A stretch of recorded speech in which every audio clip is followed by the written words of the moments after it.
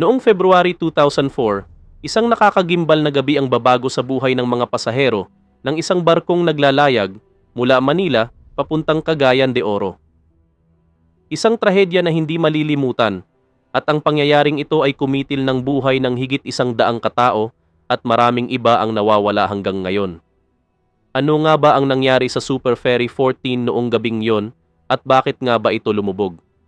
Samahan niyo ako sa pagbalik-tanaw sa isang pangyayari na nagdulot ng pagkalito at paghihirap sa mga pamilya ng mga biktima. Noong 1981 sa Japan, kung saan ang barko ay ginawa ng isang kumpanya na tinatawag na Hayashi Kane Shipbuilding and Engineering. Ang barko ay pag-aari ng Sanpoka Iron Company at pinangalan ng MV White Sanpo II.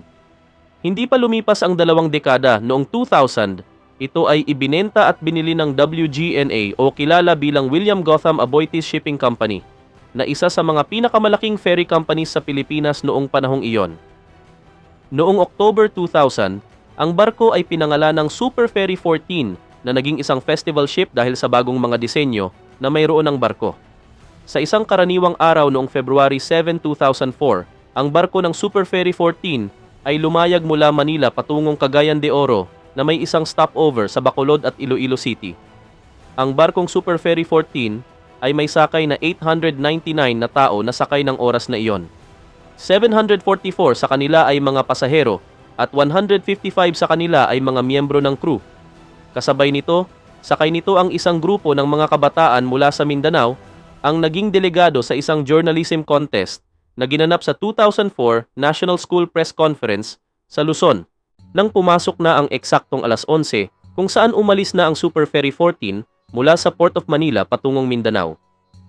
Hindi pa lumipas ang 2 oras sa El Fael at Corregidor Island kung saan nangyari ang pagsabog sa mismong barko.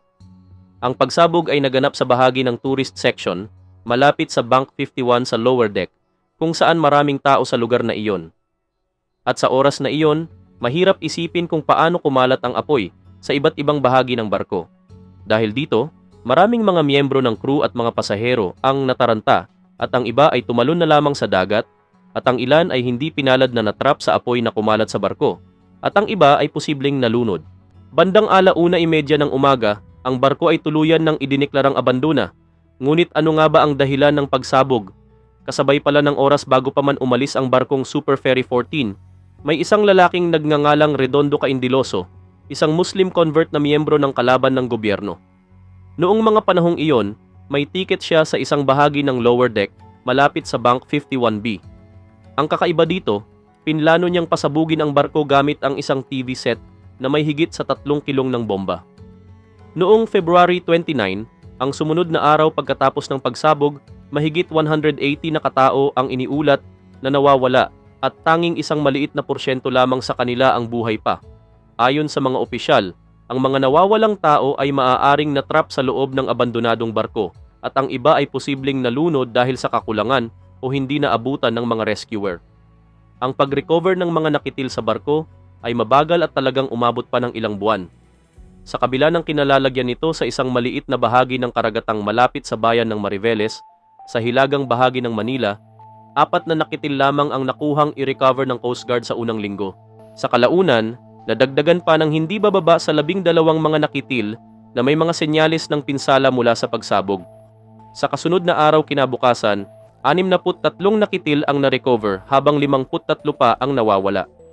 Ngunit noong March 2004 sa Marine Board Inquiry Hearing, ayon sa company ng WGNA, ang may-ari ng barko, sinabi ng 150th survivor kasama ang kapitan ng barko, si Captain Seferino Manzo, na ang pagsabog sa tourist section ng barko ay sanhi ng makapal na itim na usok na may amoy na parang pulbura.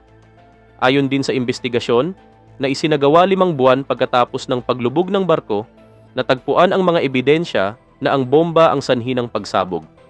Inilatag ng grupong kalaban ng government ang pagsabog sa barko bilang ganti dahil hindi tinanggap ng WGNA ang liham na ipinadala ng grupo na humihingi ng 1 milyong piso bilang protection money at nang hindi ito tinanggap, dito na pinasabog nila ang barko na naging pinakamalupit na teroristang pag-atake sa Pilipinas.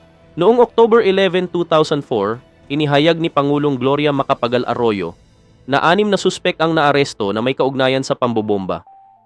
Gayunpaman, ang mga utak sa likod ng pagsabog na sina Daffy Jancelani at Abu Suleiman ay hindi pa nahuhuli. Noong pumasok na ang June 24, 2008, inaresto si Ruben Omar Pestano Lavilla Jr., isang terorista at isa sa mga miyembro ng grupong kalaban ng Pilipinas na tinatawag na Raja Sulaiman Movement na responsable sa pambobomba sa barko ay naaresto. Sinabi ni Eduardo Ermita, ang Pangulo ng Anti-Terrorism Council, na si Lavilla ang utak sa pambobomba ng Super Ferry 14. Noong August 30 ng parehong taon, ibinalik si Lavilla mula sa Bahrain patungong Pilipinas kung saan haharap siya sa mga kasong may kinalaman sa mga teroristang pag-atake sa bansa. Dagdag pa dito, si Lavilla rin umano ang nanguna sa utak ng pagsabog sa Glorieta noong February 14, 2005. Hindi pa isang taon mula sa pambobomba sa Super Ferry 14.